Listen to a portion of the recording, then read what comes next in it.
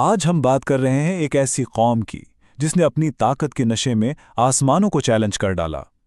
ایک ایسی قوم جس نے پہاڑوں کو تراش کر اپنے محل بنائے۔ یہ داستان ہے قوم عاد کی، ان کی طاقت، ان کے تکبر اور ان کی عبرتناک تباہی کی۔ ذرا سوچئے، ایک ایسی تہذیب کے بارے میں جو اتنی ترقی یافتہ تھی کہ وہ پہاڑوں میں شاندار محل بنا سکتی تھیں، اور وہ یہ مانتے تھے کہ ان کی طاقت کا کوئی مقابلہ ہی نہیں کر سکتا۔ اور یہی تھا ان کا نعرہ۔ وہ فخر سے پوچھتے تھے، ہے کوئی ہم سے زیادہ طاقتور؟ یہ صرف ایک سوال نہیں تھا، بلکہ یہ وہ غرور تھا، وہ تکبر تھا جس نے ان کی بربادی کی کہانی لکھی۔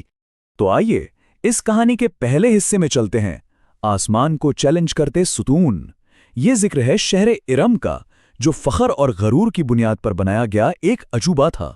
تو یہ قوم عاد آج کے یمن اور عمان کے درمیان احقاف کے علاقے میں آباد تھی۔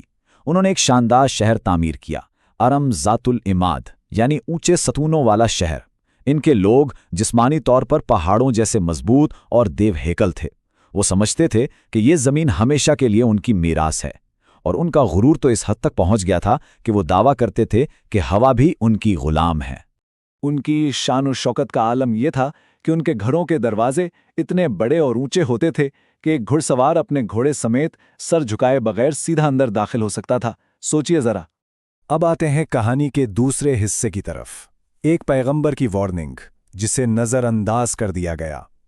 تکبر کے اس شور میں ایک سمجھانے والی آواز بھی تھی، اور وہ آواز تھی حضرت ہود علیہ السلام کی۔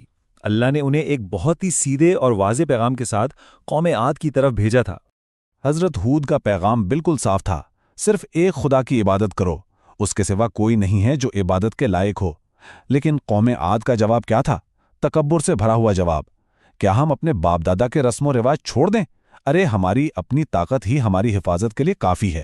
سونے کے تختوں پر بیٹھ کر ان کے سردار کہکے لگاتے تھے اور مذاق اڑاتے تھے۔ وہ بڑے فخر سے کہتے کہ اگر آسمان سے کوئی عذاب آیا بھی نہ تو ہم اسے اپنی طاقت سے روک لیں گے۔ لیکن پھر قدرت کی طرف سے پہلی دستک ہوئی۔ تیسرا حصہ، 3 سال کی خشک سالی۔ یہ اللہ کے غضب کی پہلی سرگوشی تھی۔ یہ بحران ایک دم سے نہیں آیا۔ پہلے سال بارشیں کم ہوئیں، لیکن انہوں نے اسے ایک معمولی مسئلہ سمجھ کر نظر انداز کر دیا۔ دوسرے سال تک پیاس اور مایوسی پھیلنے لگی، دریا سوکھ گئے، باغات مرجھا گئے اور جانور مرنے لگے۔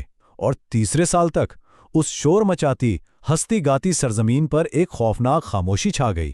فخر اور کہکوں کی آوازیں کہیں گم ہو گئی۔ جب حالات نے انہیں بالکل بے بس کر دیا تو انہیں حضرت ہود کی یاد آئی، لیکن اب بہت دیر ہو چکی تھی۔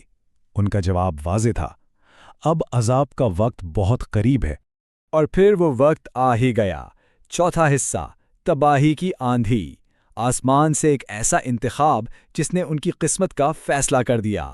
افق پر اچانک 3 بادل نمودار ہوئے، ایک سرخ، ایک سفید اور ایک سیاہ، اور قوم عاد کو کہا گیا کہ ان میں سے ایک کا انتخاب کریں۔ ان کے سرداروں نے ہنس کر کہا، ارے کالا بادل، اس میں تو پانی ہوگا، یہ تو رحمت ہے۔ وہ اپنی مایوسی اور غرور میں یہ سمجھ ہی نہیں سکے کہ جسے وہ نجات سمجھ رہے ہیں، اصل میں وہی ان کی موت کا پیغام ہے۔ اور پھر طوفان کا قہر شروع ہوا۔ پہلے ایک تیز جھونکا آیا جو اپنے ساتھ دھول اور پتھر اڑا لایا۔ پھر دیکھتے ہی دیکھتے ہوا اتنی شدید ہو گئی کہ اس نے بڑے بڑے درختوں کو جڑوں سے اکھاڑ پھینکا اور ان کے بتوں کو ٹکڑے ٹکڑے کر دیا۔ اور آخر میں انسان، جانور اور وہ عظیم الشان محلات، سب کچھ ہوا میں ایسے اڑا دیے گئے جیسے وہ تنکے ہوں۔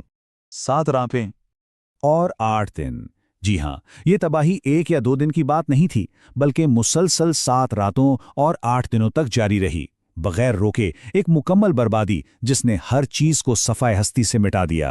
اور جب سب کچھ ختم ہوا تو پیچھے کیا بچا؟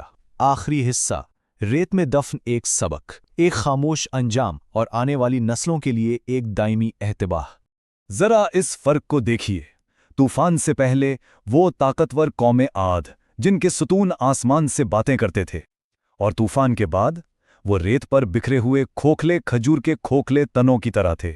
لیکن اس مکمل تباہی کے بیچ حضرت ہود علیہ السلام اور وہ چند لوگ جو ان پر ایمان لائے تھے وہ محفوظ رہے۔ انہوں نے پہاڑ کے ایک غار میں پناہ لے رکھی تھی اور اللہ نے انہیں اس عذاب سے بچا لیا۔ جب حضرت ہود نے اس تباہ شدہ وادی پر نظر ڈالی تو کہا، تکبر کا انجام ہمیشہ تباہی ہی ہوتا ہے۔ یہ اس پوری داستان کا، اس پوری کہانی کا سب سے بڑا سبق ہے۔ تو آخر میں یہ کہانی ہمیں ایک اہم سوال پر سوچنے کے لیے چھوڑ جاتی ہے۔ حقیقی طاقت کیا ہے؟ وہ طاقت جو ریت کے محل کی طرح بکھر جائے، یا وہ ایمان جو ہر طوفان میں ثابت قدم رہے؟